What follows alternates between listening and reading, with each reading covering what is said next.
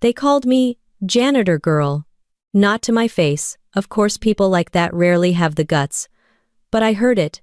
Every damn day at the range. They thought I was just there to mop floors and empty trash. Hell, even the kid behind the ammo counter used to wave his receipts at me like I was a waitress. I smiled. That's what you do when you've got a job to do. Especially when no one knows who you really are. The Boulder County Range was tucked behind a warehouse district, just far enough off the highway to feel forgotten. Most people came there to flex egos more than muscle. Think CrossFit energy, but with live rounds. You had ex-Marines with beer guts arguing over optics, TikTok shooters filming magazine dumps in slow motion, and the occasional dad trying to bond with his teenage son who'd rather be anywhere else. And then there was me. Quiet. Gloves on. Hoodie up. Mop bucket rolling behind me like I was auditioning for the world's most boring commercial. No one asked questions. That's the benefit of invisibility. The job wasn't fake, this wasn't some movie setup. I actually cleaned that place. Toilets, shell casings, sweat stains on bench rests, real mop, real gloves, real bleach burns on my sleeves. But what no one knew was I was there on assignment. Official, off-record, eyes on the ground type assignment. The Department of Defense and the VA had teamed up for a trial program embedding veterans with combat backgrounds into civilian environments that attract ex-military with behavioral flags.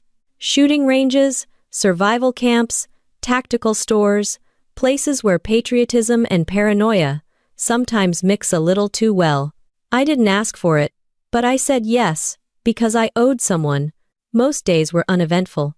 I logged behaviors, flagged certain customers, passed along intel, kept my head down. Until that Friday. The place was packed. Some gun vloggers were in town for a red dot challenge, which was basically an excuse for 30-year-olds to show off their modified Glocks and $300 joggers. That's when I saw her, Madeline, my sister. I hadn't seen her in over 10 years. We grew up in the same house, shared bunk beds, fought over Pop-Tarts. She was 2 years younger but twice as loud. After our dad died and our mom vanished, I left, joined the Navy, left her with our grandparents, and never looked back. She had changed. More makeup, more attitude, more followers. I knew she had a channel. Someone sent me a link once. All high-energy rants about freedom, femininity, and firearm accessories. She was the darling of a certain kind of algorithm. And now she was here, standing 15 feet away, laughing with a crowd of range bros, camera crew in tow, setting up for a live stream. She didn't recognize me at first. I had my cap low and my mask on, thanks to new range safety protocols. But then, she looked twice. I saw it. The flicker of recognition. Her face didn't soften, no smile. Just a subtle raise of the eyebrows, like she had found something to mock. "Isla?" she said, using my alias, loud enough for the camera to catch. "You're working here?" I didn't answer. She grinned, turning to her audience. "Guess everyone finds their path, huh? Some of us launch brands. Some of us mop bathrooms." The guys around her laughed. I felt the blood rush up, but I swallowed it. I wasn't going to break cover because she needed attention. "Do you even know which end of a gun points forward anymore?" she added, still facing the camera. One of her friends, some tactical wannabe in a tight black shirt, chimed in. "Bet she can't even clear a Glock without Googling it." Madeline turned back to me. "Seriously, do you still shoot? Or did you hang up your boots along with your spine?" I kept my hands by my sides. One thing you learn in combat is that silence kills faster than noise. I smiled, just a little. One of the employees walked by and snorted. "Don't mind her," he said to Madeline. "She just wipes the walls, doesn't talk much." The crew laughed again. Like hyenas with credit cards. And then, just like that, she turned her back on me and went back to filming. Let me pause for 1 second. If you're watching this, and you've ever been underestimated, mocked, or written off by someone who should have known better, leave a comment below. You'll be surprised how many of us have been there. And hey, if you're new here, hit subscribe. No hard sell, just stories that hit where it hurts. Back to the range. I pushed my mop bucket around the corner, let myself disappear behind the partition near lane 12. The laughter faded, but something inside me stayed sharp. That edge you earn, not choose. You don't forget how to listen like a sniper. Even when all you're hearing is your own sister, publicly reducing you to a punchline. I waited for the timer to buzz. She was up next to shoot. And for the first time in a long time, I felt the itch. Not anger, just awareness. Like something was shifting, or waking up. I adjusted my gloves, turned the corner, and got ready to collect spent brass from the lanes. No one even looked at me. Perfect. I didn't flinch when the first round cracked down the lane. It echoed like it always did. Sharp, controlled, rehearsed. But the shooter wasn't. Madeline jerked her wrists too much, leaned back like the recoil might push her into next week. She looked confident for the camera, sure, but her fundamentals were garbage. Half the guys clapped anyway. Not because she was good, but because she was loud, thin, and had a following. That's all it took. I kept my face neutral, and collected brass casings one by one. I knew better than to look annoyed. The second they think you care, you lose. Madeline moved to the next lane with her crew. One of them slapped her on the back like she'd just saved democracy. I passed by them, quiet, eyes down, when she caught me again. Still pretending you don't know me? She said, her voice low this time. Not for the live stream, just for me. I met her eyes. That was it. I didn't say a word. I wanted to see how long she could stare without blinking. She didn't last 3 seconds. She scoffed. Right, you think you're noble or something? Disappearing after Dad died like it made you a hero? Still didn't answer. Grandma cried every night for a year, Ivy, she hissed, stepping closer. You left. I stayed. Don't act like you sacrificed anything. The way she said my name, like she owned it, like it was something I didn't deserve anymore. You made your choice, she added. I made mine. She turned and walked off before I could respond, but it didn't matter. I wasn't there to argue. I wasn't there for closure or some Netflix-style family reunion. I had a file to finish. 3 names. All flagged. All recently connected to a fringe prepper group running drills off the grid. 2 of them had shown up on Madeline's channel in background shots, guys. She probably didn't even notice, but I did. I finished my shift without another word. Cleaned the restrooms, logged interactions, left before anyone else. That night, I sat in my car in the staff lot long after the lights shut off inside. Cold air pushed through the cracked window. I stared at the dashboard but didn't turn the key. I hadn't expected her, not like that, not there, and not still that angry. When I left all those years ago, I did it because the house we were in was already sinking. Dad was gone. Mom had vanished a year before that. The grandparents were kind but old and tired. There was no money, no real options. I joined the Navy 3 days after my high school graduation and shipped out before I even turned 18. I didn't write, didn't call, not because I didn't care, but because I didn't know what to say that wouldn't sound like an excuse. She clearly filled in the blanks on her own. And now she was famous, gun famous, at least. An online brand, with a name, a logo, a schedule. She had sponsors, followers, haters, all of it. And here I was, hiding behind a mop handle because the Department of Defense wanted eyes at a gun range full of unstable patriots. My phone buzzed, encrypted message. Quick update from my handler. 2 of the flagged names had left the range early. Same car, unregistered plates, custom bumpers. They'd be watching them more closely. I logged a note and turned the screen off. The next morning, Madeline was already there when I showed up. Full makeup, tactical leggings, gun belt tight on her waist, like she thought she was heading into a hostage rescue. Her crew adjusted the light reflectors while she fake laughed into her phone camera. She spotted me and smirked. Hey Isla, she called out. Hope you got enough sleep. Might need you to clean up all the brass I'm about to rain down.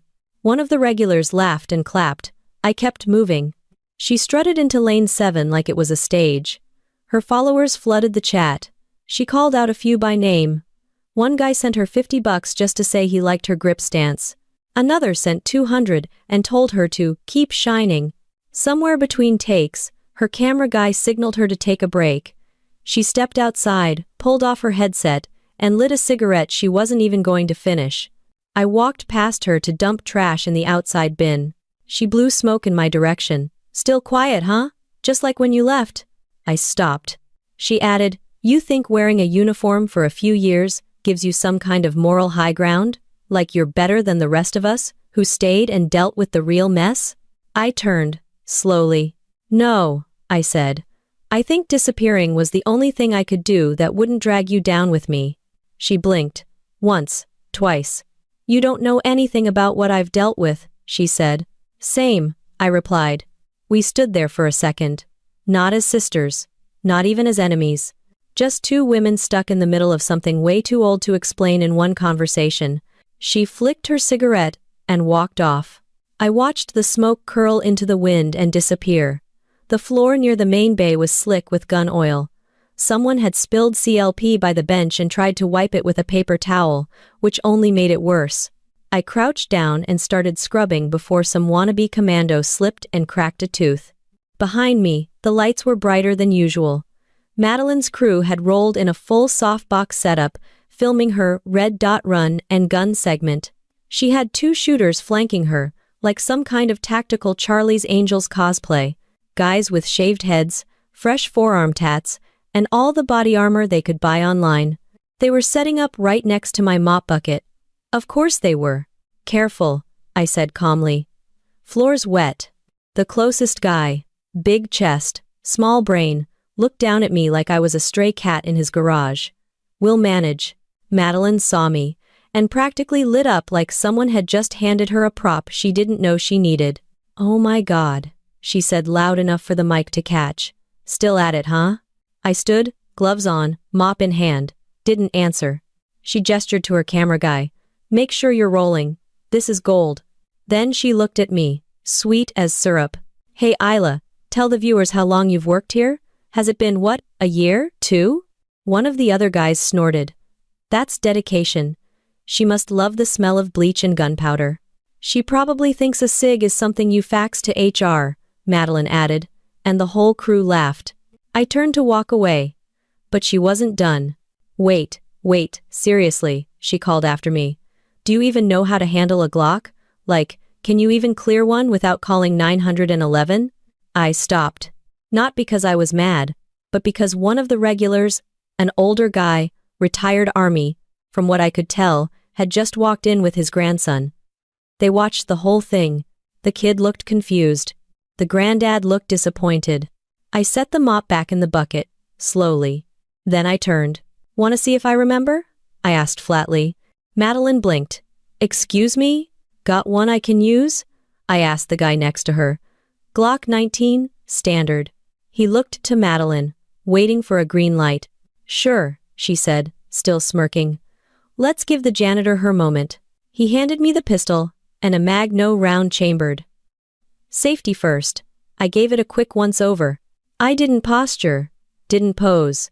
I just cleared it, broke it down, field stripped it like I'd done in the dark, under fire, with blood on my gloves. 8 seconds. Clean, mechanical, no wasted motion. Someone whistled. The kid's eyes went wide. The big guy tried to laugh it off. Cool trick. You work at a pawn shop before this? I racked the slide, handed the Glock back. Nope, I said. Just paid attention. The retired Army guy walked over, nodded at me. Nice hands. You serve? Used to, I said simply. That should have been it. But Madeline never knew when to shut up. Wow, she said, loud again, back in character. Didn't expect that from someone who spent the last decade disappearing from their own family, or is cleaning a shooting range. Your idea of community service. She knew where the line was, and stepped over it anyway. I looked at her. Really looked. Bent down a little. No, I said. Real soldiers are the ones who don't need to prove it. He nodded, wide-eyed, and I kept walking. Inside, I was burning. Not because I was embarrassed, but because she used our story like ammo, weaponized it. And she didn't even care who got hit in the crossfire. I checked the security footage on the back monitor when I returned to the office. The Glock sequence had been recorded. High angle, perfect view. I saved a copy. I didn't plan to use it. But you learn in this line of work, always keep a copy. By the time I stepped back out onto the range floor, Madeline had moved to the private lanes. One of the prepper guys I'd flagged 2 weeks ago was there with her crew now. He wore the same patch I'd seen online, Patriot shield, red and black, shaped like a Spartan helmet.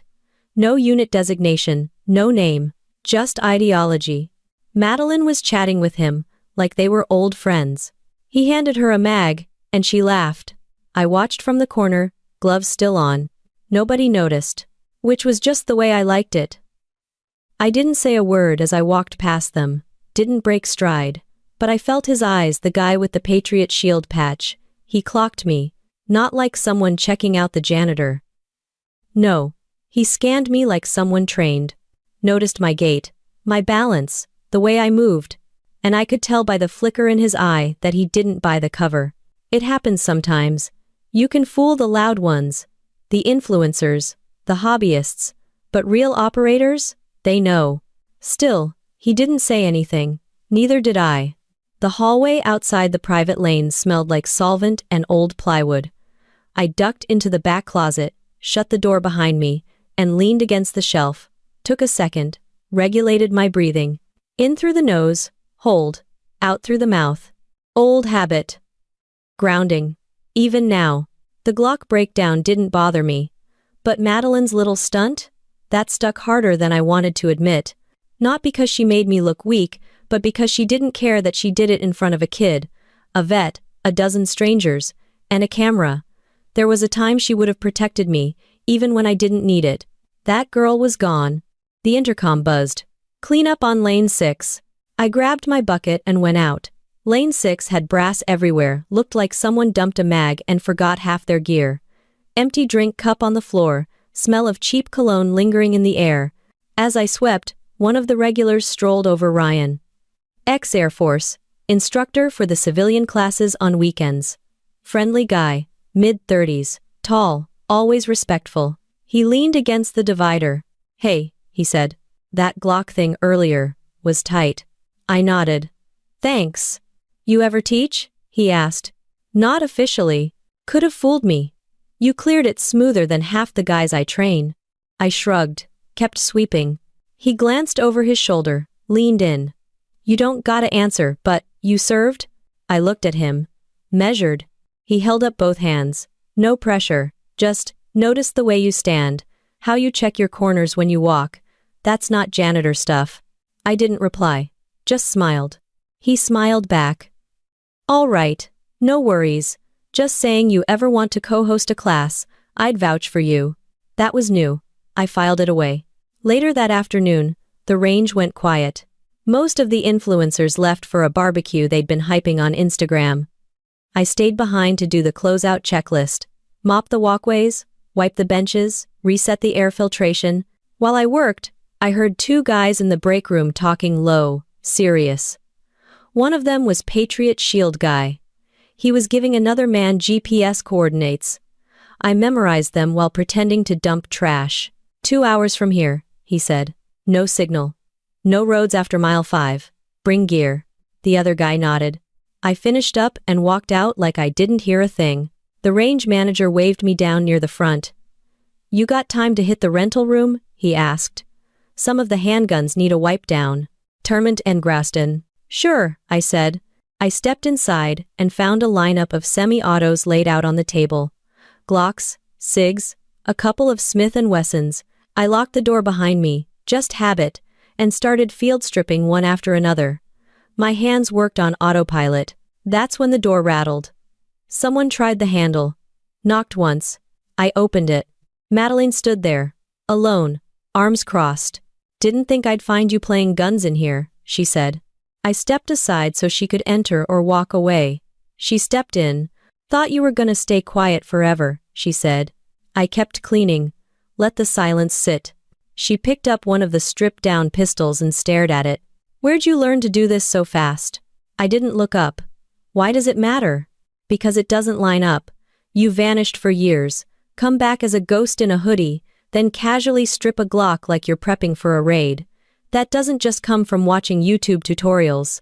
I reassembled the pistol and set it aside. She kept pushing. You weren't just a janitor, you're not just working here. What is this? I looked at her. Not cold, not angry, just tired. I didn't come back, I said. I never left. That slowed her down. She didn't understand yet, but the wheels were turning. She looked down at the pistol again, then back at me. You still in? I didn't answer. She shook her head. You could have told me. Would you have listened? Depends, she said. Were you protecting me or hiding from me? Neither of us moved. She set the pistol down, softer than I expected. Then she walked out, not saying anything else. I watched the door close behind her, then turned back to the table and started cleaning the next one. The next morning started quiet. Just the regulars and the dust. Madeline's crew hadn't shown up yet, which meant no lights, no yelling, no camera guys stumbling over range rules. I figured maybe she needed a breather, or maybe she'd gone home to charge her ego.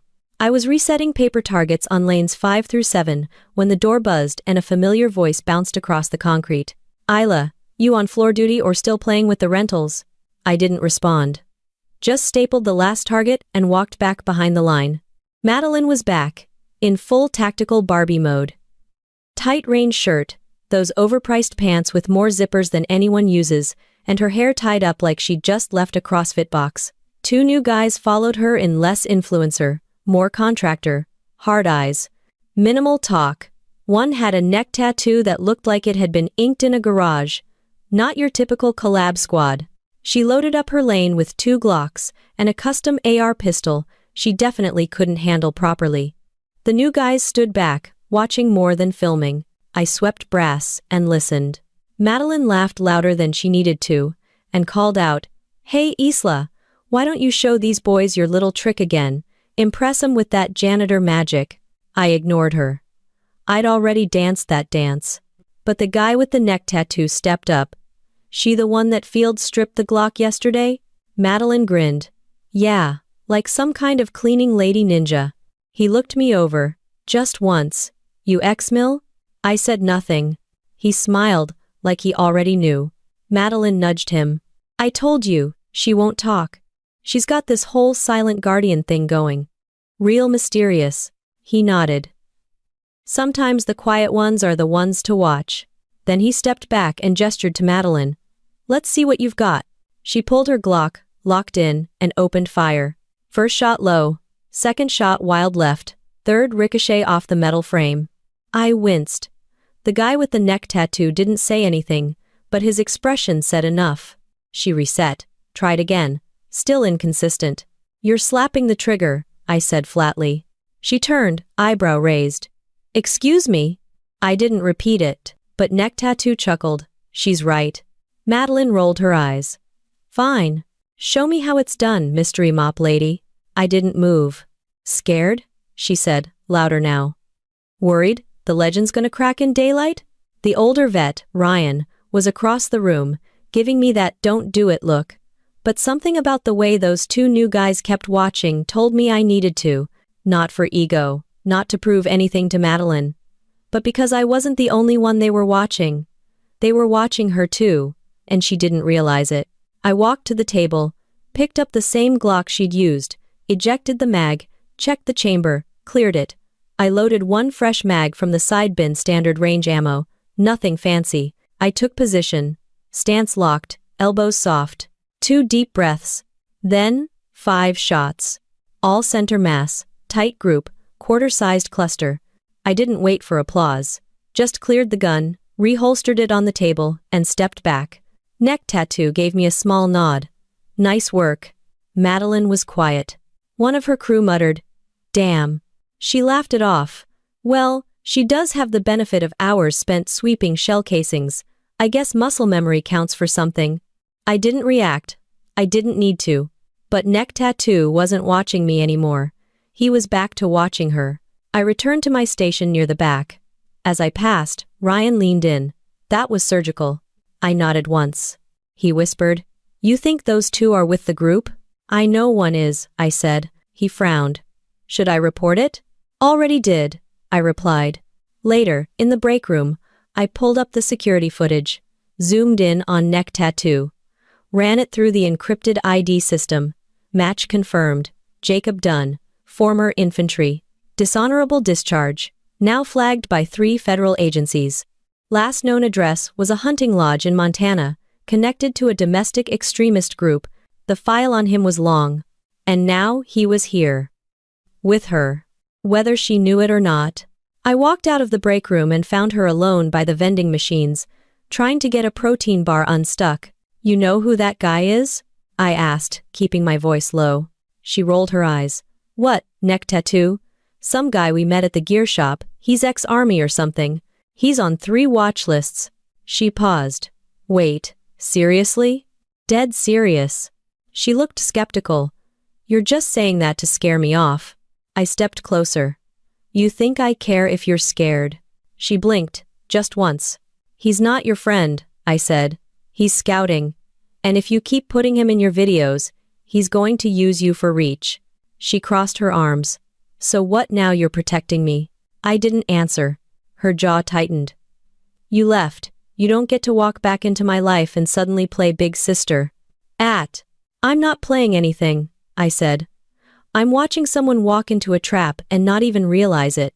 I turned and walked away. She didn't follow, which was fine. Because she wasn't the one I was worried about. The sound of a dropped magazine echoed hard off the concrete. I looked up from behind the counter and saw Madeline scrambling to pick it up, red-faced, while one of the Patriot Shield guys, same boots, different beard, laughed under his breath. She was filming another tutorial, or pretending to. This one was supposed to be about speed reloads, but nothing about it was fast or smooth. She hated looking amateur. That was always her trigger. Didn't matter if it was shooting or shopping. If someone made her look small, she swung back with teeth. I walked past just in time to hear her snap at her cameraman. Cut that, don't keep that clip. The guy mumbled something and reset. I kept my eyes forward, but I felt her glaring. She wanted me to look. I didn't. Later, while cleaning near the lockers, I heard shouting. Then a hard thud. Yo, what the hell was that? Someone said from the front. I stepped into the hallway and saw smoke curling from under the doorway to lane 4. The fire alarm blinked, once false trip from a faulty sensor, but the strobe light still kicked on, flooding the hallway in red pulses. Standard protocol. Evacuate the building. I helped usher a group of confused shooters toward the emergency exit. One guy tried to carry his rifle with him. I stopped him fast. Range rules came before instincts. He muttered something about Second Amendment and shuffled out. Near the back hallway, Madeline stumbled out, coughing, eyes watery. She looked around wild, mascara starting to run. You good? I asked, grabbing her elbow. She yanked her arm away. I'm fine. You walked into a haze of burnt powder and bad wiring, I said. You're not fine. She waved me off, and I turned to help a younger woman who was clearly panicking. Once I got her out the door, I circled back toward the main bay. That's when I felt someone grab my arm. Not hard. Just enough to stop me. Madeline again. Only this time, her eyes were locked on my sleeve. The strobe lights had shifted the fabric up just enough for the edge of the tattoo to show. A tiny curve of gold and black. Trident. Bone frog. Seal insignia. Upper arm. Left side. Exactly where they used to tell us not to get it too easy to see in uniform, but I got it there for a reason. Not for others. For me. She didn't say anything at first. Just stared. You want to let go? I asked. She didn't move. Finally, she said. That's not real. Is not takes program. I pulled my arm back and adjusted the sleeve. It is. No, it's not. You don't, women aren't even. They are, I said, quiet and flat. Have been for a while now. Her mouth opened like she was going to throw another line at me. Something sarcastic, but nothing came out. She stood there blinking, as if the wiring in her head just snapped loose. You were a SEAL? She asked, like she was trying to catch up in real time. I didn't nod, didn't confirm, just stood there. I thought you were just some, I don't know, she said, voice shrinking. Maintenance, or, like, VA. I was both, I said. She stepped back half a foot. Not fear, just distance. Why didn't you say anything? She asked. You didn't ask. She looked like she wanted to argue that, but couldn't. 10 years, she whispered. 10 years. And you didn't even write. I took a breath. I wasn't supposed to. Says who? Says the contract I signed when I went dark. She stared at me like I was someone else. And maybe to her, I was. I joined to get out, I said. But they kept me because I was good at things I wasn't proud of. And then I stayed because it was easier to be invisible than to come back and explain any of it. She looked down at the floor, then back up. You could have told me. You weren't ready to hear it, I said. And I wasn't ready to tell it. Azar. We stood there, while the alarm finally went dead, and the red lights stopped flashing. She exhaled slow. So, the cleaning job. It's a cover? Yes. Are you still active? No. But you're? Still in? In enough. Her face shifted, not softened, just steadied. She wasn't angry now, just confused, trying to connect dots between two versions of a sister she thought she knew, and the stranger standing in front of her. Then someone from her crew called down the hallway. We good to reset? She glanced toward them, then back at me. This changes everything, doesn't it? No, I said. It just makes some things make more sense. She didn't reply. Just gave a slow nod and walked off toward her team, adjusting her headset like nothing had happened. But I saw the way her hands shook when she reached for the mic. And I knew she wasn't done asking questions. Not by a long shot.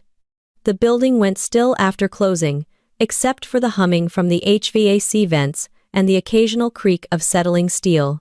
I stayed late that night, even though my shift ended an hour earlier. Not because anyone asked me to, but because the air was finally quiet enough to think. I sat alone in the office, lights off, only the soft blue glow from the security monitor lighting my face. I watched the footage on loop, lane 4, smoke trip, strobe lights. The moment Madeline grabbed my arm and caught a glimpse of the tattoo, I didn't rewind because I liked it. I replayed it because that's what I'd been trained to do. Study moments, find angles, identify reactions. The way her face changed wasn't just surprise. It was something more complicated. Recognition mixed with guilt. The realization that maybe everything she'd said about me wasn't just cruel, it was wrong. My burner phone buzzed. No ringtone, just vibration. I picked it up and checked the screen. Unknown, encrypted contact. I answered. A male voice on the other end. Calm, familiar. Agent Wallace, he said. We need to talk. I leaned back in the chair. Didn't think I was on duty. Addo. You're not, he said. But one of your flagged assets just moved funds through a proxy account we've been watching. Looks like a front for arms distribution. Which one? Jacob Dunn. Neck tattoo. The guy from Madeline's video. He's not working alone, I said. There's another guy. Same patch. Been hovering around her like he's casing a vault. Wallace didn't sound surprised. We suspected they'd use local influencers for signal amplification. She's a good vector. She's my sister, I said. Silence. Then, which is why we're giving you first option. Option for what? Public takedown. Or quiet extraction. I exhaled slowly. She doesn't know who they are. Maybe not. But they know who you are now.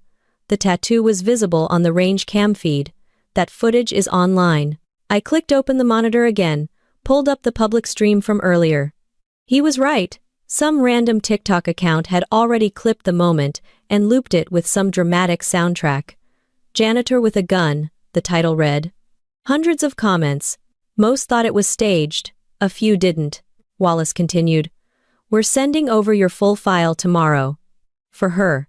If she wants to know the truth, let her read it, then make a call. Copy, I said. He hung up. I stared at the empty screen for a long minute before locking the system down. The next morning, I found a plain brown envelope waiting for me on the front counter, no postage, no name, just my call sign, written in pencil across the front, Raven. Inside was the file, redacted in spots, but mostly intact. Deployment history, mission logs, 3 commendations, injury reports. One summary from a mission in Syria, where I provided overwatch during the extraction of 5 contractors pinned down in a school. I still remembered the smell of that building. Burned plastic and sweat. I slid the file into a blank manila folder and carried it out to the parking lot. Madeline's truck was already there, parked in her usual way, diagonally and too close to the line. She was inside, adjusting her camera rig, probably rehearsing a monologue for her next video. I walked up and tapped the folder on her window. She jumped, rolled it down slowly. What's that? Answers, I said. She didn't move to take it. You want to keep guessing? Fine. Or you can read this and stop acting like I owe you a speech.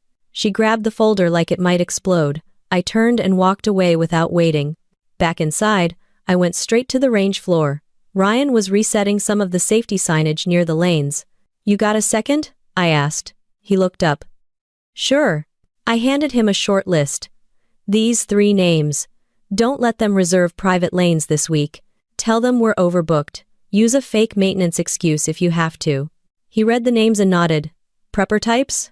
Worse, I said. He didn't ask more. That's why I trusted him.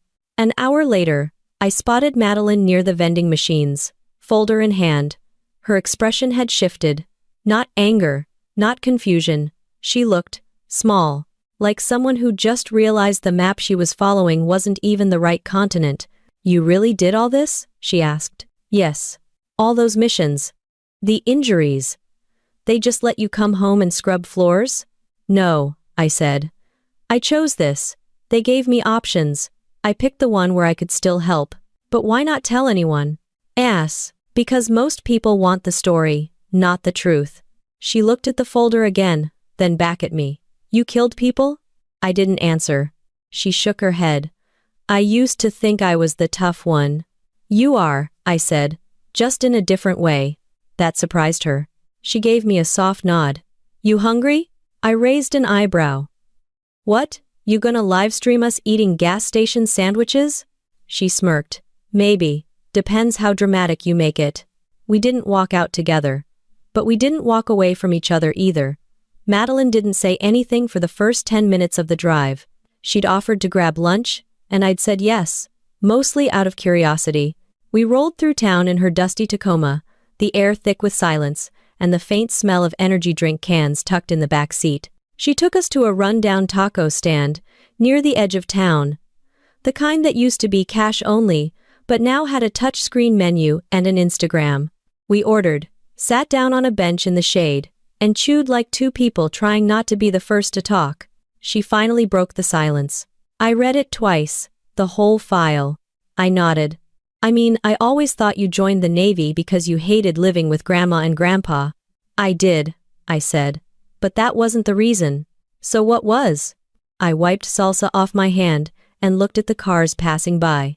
You remember when I turned 17 and started sleeping with the light on? She looked confused for a second, then nodded. Yeah, I thought it was just nightmares. It was, but not from nothing. You know that guy Mom used to date before she took off? Her face darkened. Larry? I nodded. He came back around after Dad passed, tried to act like he was helping. One night, when Grandma fell asleep watching TV, he walked into our room. Her eyes went wide. What? I woke up before he could try anything. Made noise, woke up Grandpa. Larry never came back, but I couldn't sleep for weeks after that. Madeline looked sick. You never told me. You were 15. You didn't need to carry that. She set her taco down and stared at the wrapper like it had betrayed her. I left 3 weeks later. I knew if I stayed, I'd either end up breaking his jaw or breaking down. Navy was the cleanest exit. Madeline exhaled hard. All these years, I thought you just left because you didn't care. I left because I didn't want that house to eat you alive, too. She wiped her hands and leaned back. I hated you for so long. I know. I built an entire personality around not needing you. I noticed. She chuckled under her breath, not because it was funny, but because the truth was so uncomfortable it twisted. I used to imagine running into you in public, she said. Just so I could ignore you. Let you feel what I felt. I didn't flinch. You got your shot. Yeah, she said. Didn't feel as good as I thought it would. We sat quiet again. Not heavy, just quiet. A kid in a soccer uniform ran past us, chasing a stray ball into the parking lot. His dad yelled for him to stay close. Madeline watched them with a look I didn't recognize, something between longing and regret. She cleared her throat. You remember that time we skipped school and biked to the river? 4th grade. You got sunburned and cried the whole ride back. You gave me your hoodie and said you didn't even like the sun. I didn't. Still don't. She smiled. That was the first time I ever thought you were brave. I raised an eyebrow. Because I gave you a sweatshirt? Because you faced Grandma without blinking. You told her it was your idea. Took the hit. I shrugged. I figured it wouldn't be the last time I covered for you. She looked down, then back at me. I'm sorry. For all the crap I said. On camera, off camera, all of it. I don't need an apology. I do. I didn't argue. We finished our food without any more deep dives. On the way back, the silence was easier, not soft, but less jagged. She parked in front of the range and cut the engine. Before I got out, she asked, "Why the janitor cover? Why not just be, I don't know, a consultant or something?" Because guys like Dunn don't talk to consultants, they talk to people they think are beneath them. She shook her head. You really signed up to be invisible. It's easier to see who people really are when they think you're nobody. She looked at me for a long second. You always see me that way? No. I always knew exactly who you were. You just didn't. She swallowed that one. Back inside the range, I went to the back office to log some notes. Madeline walked toward lane 8, this time without the cameras. No crew, just her and a rifle. I watched her shoulders as she took aim. They were steadier. She fired a 3-shot group. Not perfect, but tight. She adjusted her stance, reset, and fired again. This time, the sound didn't echo like it used to. It landed solid, clean, controlled. Ryan passed behind me and nodded toward her. She's improving. Yeah, I said. She is. He lowered his voice. I ran the tags from that truck Dunn was driving. Swapped out 2 days ago. No VIN match. He's covering tracks. Then we're close, I said. He handed me a slip of paper. One more thing. This came in through back channel. I unfolded it. Coordinates. New ones. Same region. Different ridge. Same pattern. I folded the paper and slipped it into my pocket. Nothing about my sister's aim had ever changed the mission. But now for the first time, it felt like we might not be aiming at each other anymore. The coordinates led to a stretch of woodland about 2 hours north state-owned land, unmonitored, no cell service after the first 15 miles. It used to be popular with hikers, but the terrain was rough and the roads barely maintained.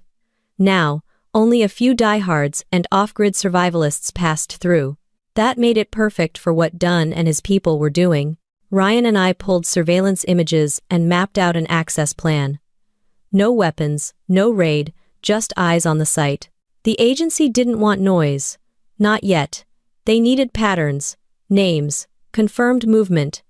What they didn't want was me bringing family into the picture. So of course, that's exactly what happened. It was late.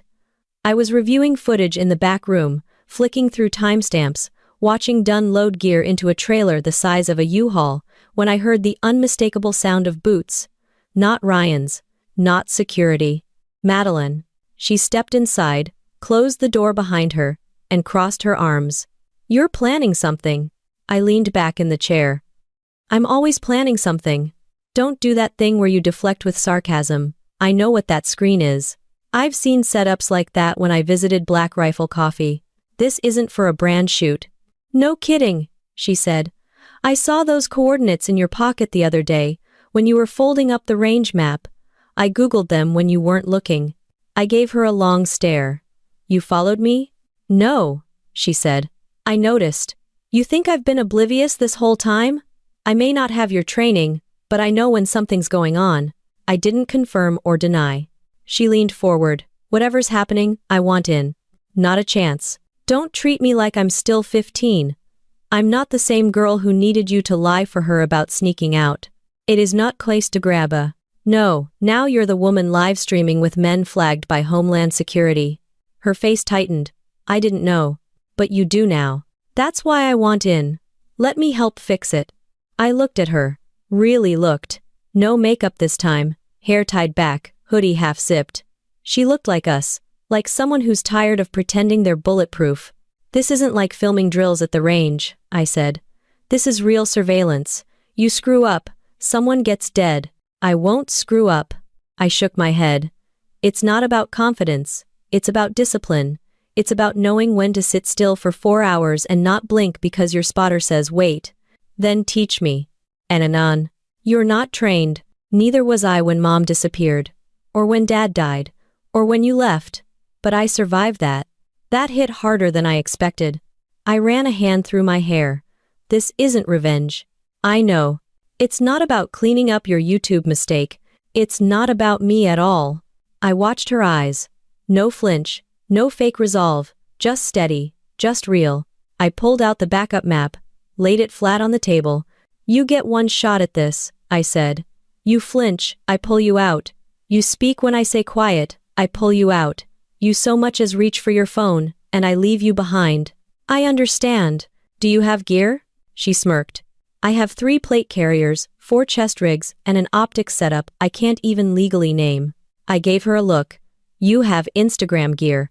I mean real gear. She deflated slightly. I've got boots. Decent ones. That's a start. We met Ryan in the backlot the next morning.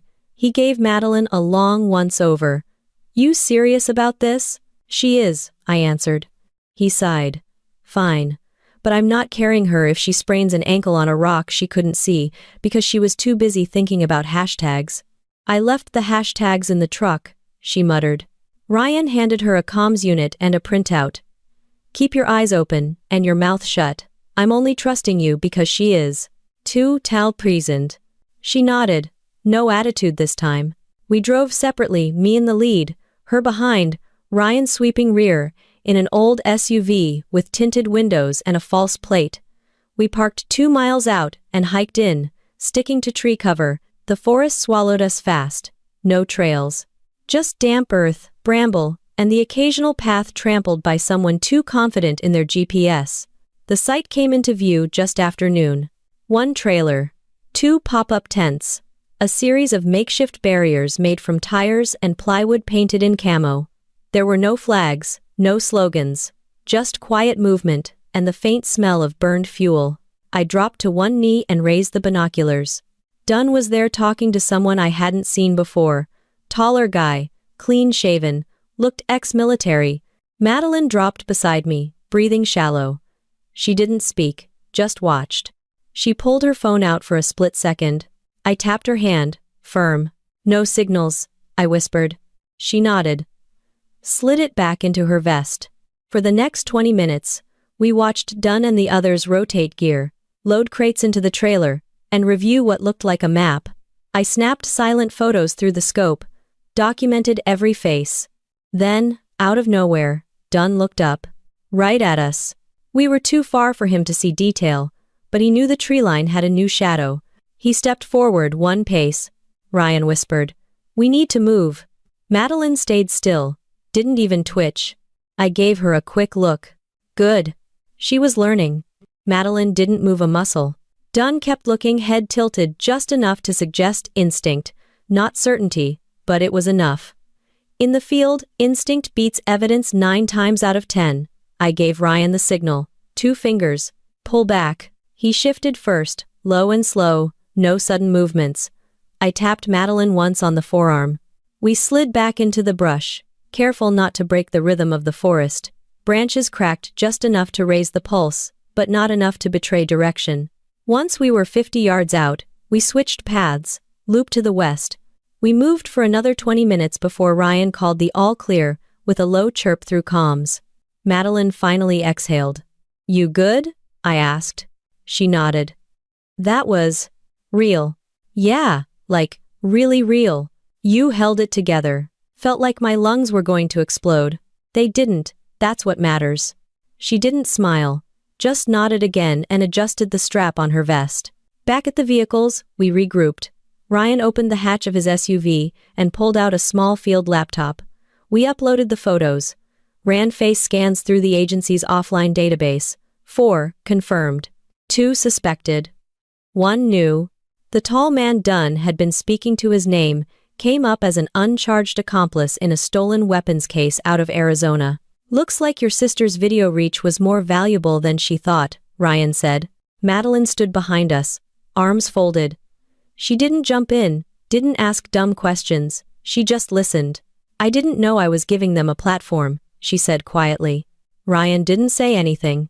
She looked at me. If you'd told me earlier, you weren't ready. And now? Now you are. That sat between us like a truce, not forgiveness, not a reset, just understanding. We drove back to the range without conversation.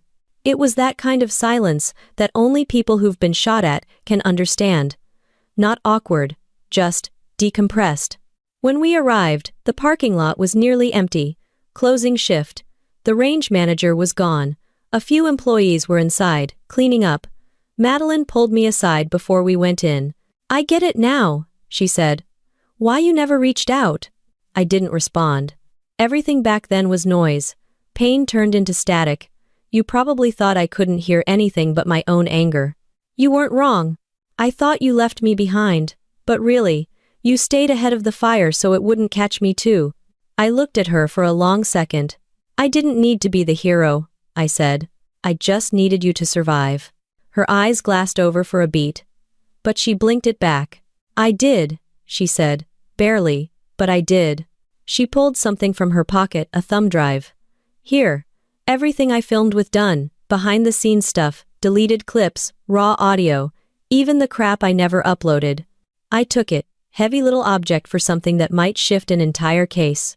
"Why now?" I asked. "Because I finally believe you're not just trying to control me.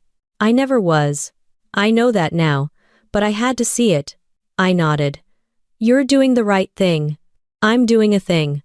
Whether it's right, I guess we'll find out." Quote, we walked into the office and handed off the drive to Ryan, who immediately plugged it into the secured system. As the files loaded, he gave Madeline a sideways look. "You really giving this all up?" "No," she said. "I'm just choosing what parts of me deserve the spotlight." He grunted, which was his version of approval. An hour later, Ryan left to brief the agency with the data. I stayed behind to close out logs and finish the day's reports. Madeline hovered near the door for a minute, then came back in. "You ever think about going back?" she asked. "To the teams?" She nodded. "No," I said. "I'm good where I am." "I can't know." She sat across from me, turning one of the spent brass casings over in her fingers. "I used to think being strong meant being seen. Now I think maybe it just means doing the right thing even if nobody knows." "Welcome to the club." She looked at me. "Do you still miss it?" she asked. "Every day, but I miss who I was with them more than the job." "You don't miss the action?" "No," I said.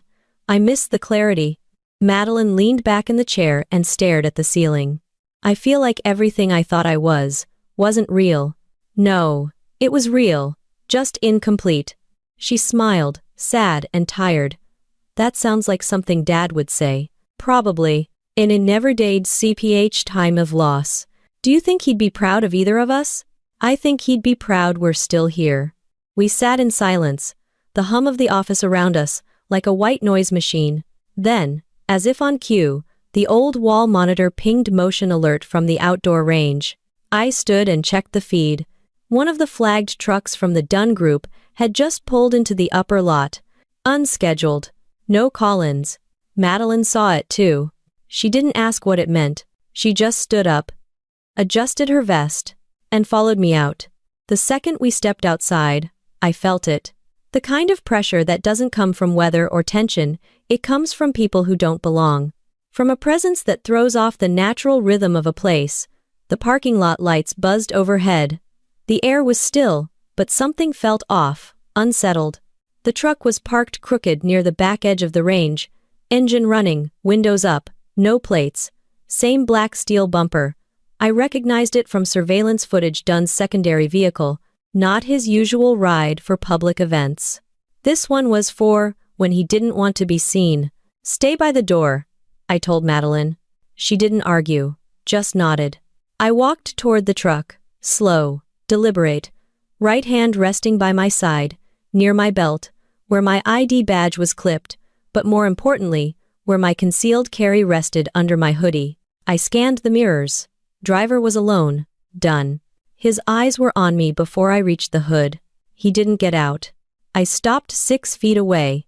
"You lost?" I said flatly. He rolled the window down halfway, no smile. Just that steady, cocky, calm guys like him wear like armor. "Just came to talk. This isn't a visitor day. Didn't come to shoot. Then you're definitely not supposed to be here." He rested his arm on the window frame. Your sister's not bad on camera. A little raw, but the audience loves authenticity. I didn't blink. Shame, he said. Would have made a good recruiter. That why you're here? To pitch her again? He chuckled. She's not the mission anymore. Do the tasks of now later. You're not on a mission, I said. You're on a list. That wiped the smirk. He looked me up and down, like he was recalculating. You weren't in the background before, he said. Now suddenly, you're everywhere, always watching. I work here. Funny, most janitors don't group targets by threat level in their heads. We stared each other down, both of us knowing exactly what this was. You're pushing too hard, I said. You're drawing heat. You know it. I know it. That why you're warning me? Professional courtesy? No, I said.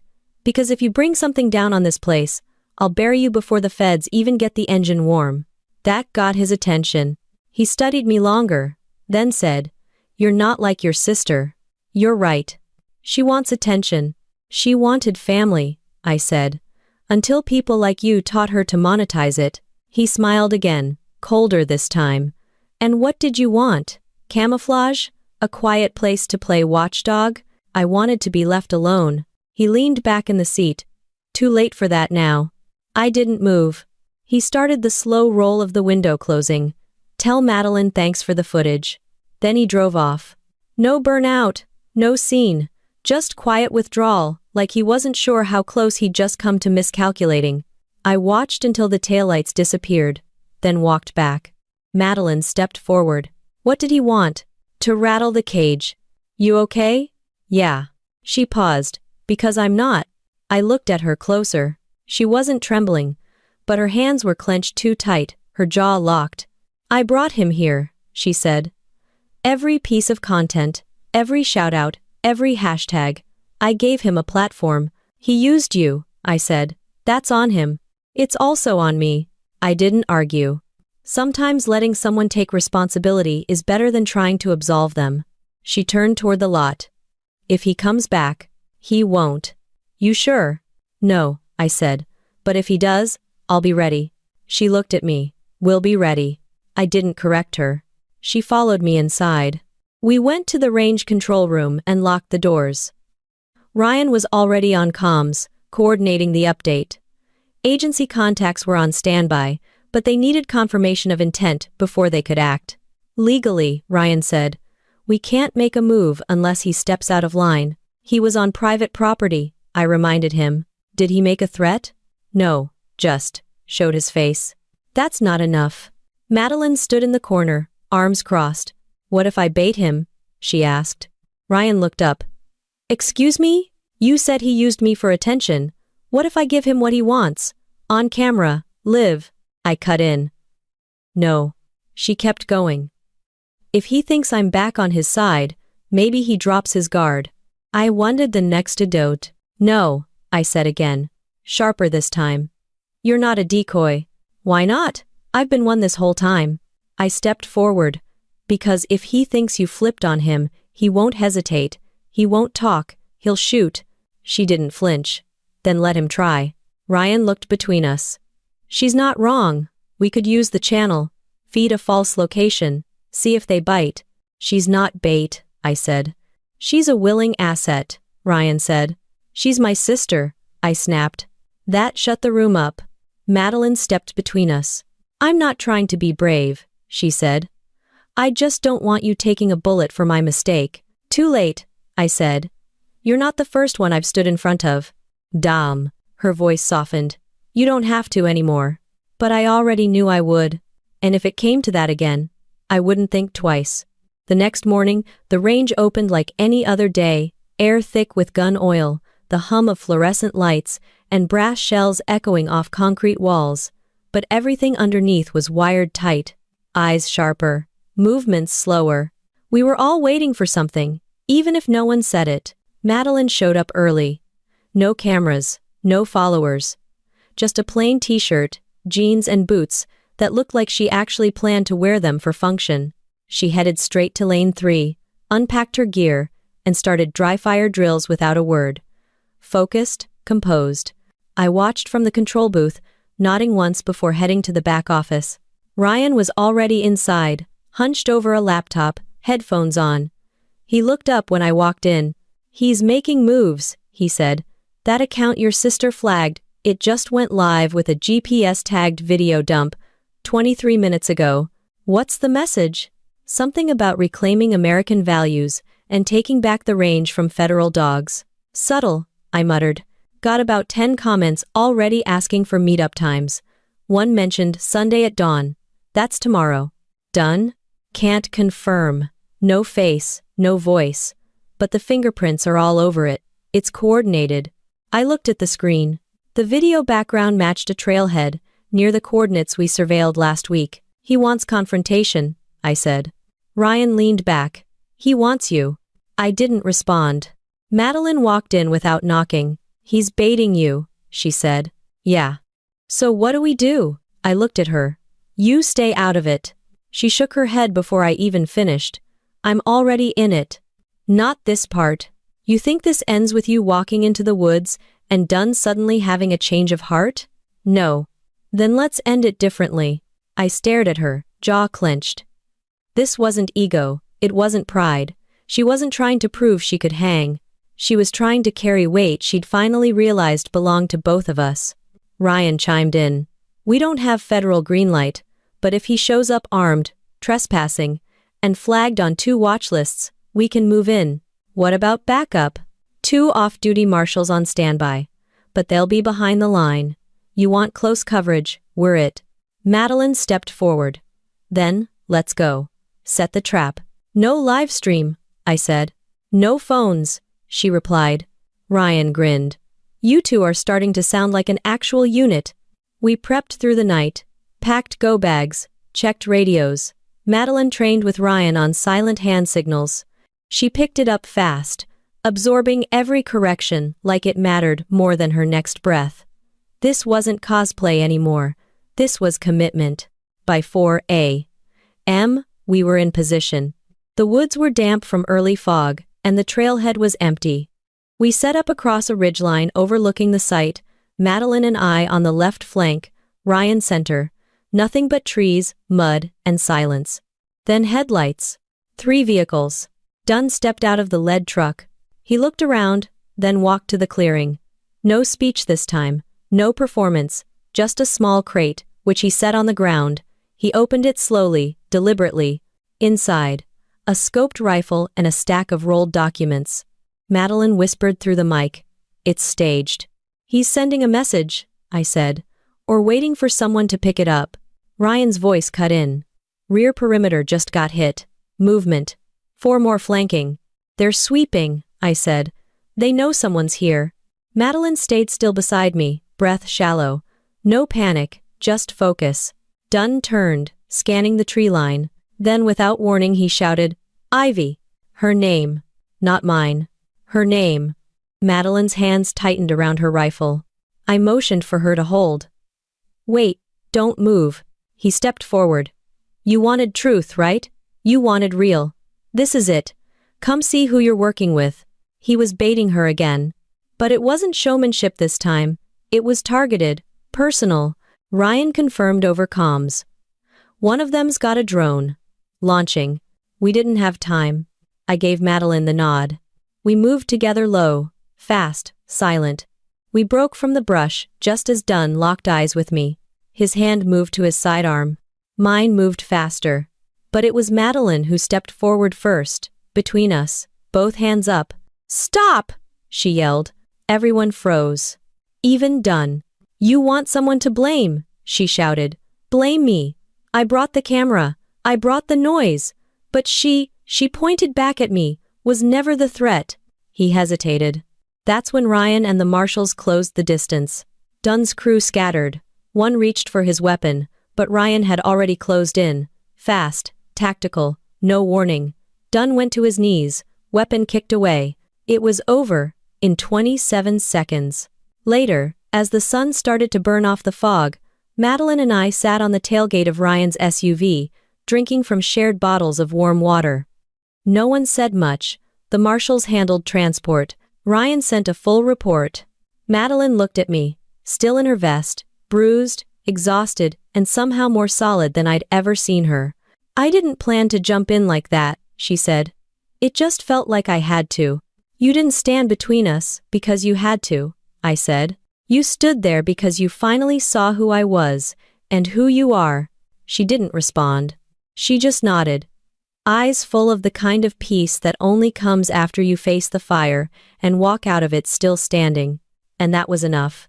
If stories about real family reckonings, redemption, and the quiet strength of those serving in the military speak to you, subscribe now for more family revenge stories that are raw, authentic, and go far beyond fiction. And if you're ready for the next Navy sister revenge story, I've left it right below. Click it and keep going. Things only get more intense from here. Every story here isn't just about action, it's about the heart behind the uniform, the silence between the shots, and the people who carry both responsibility and purpose.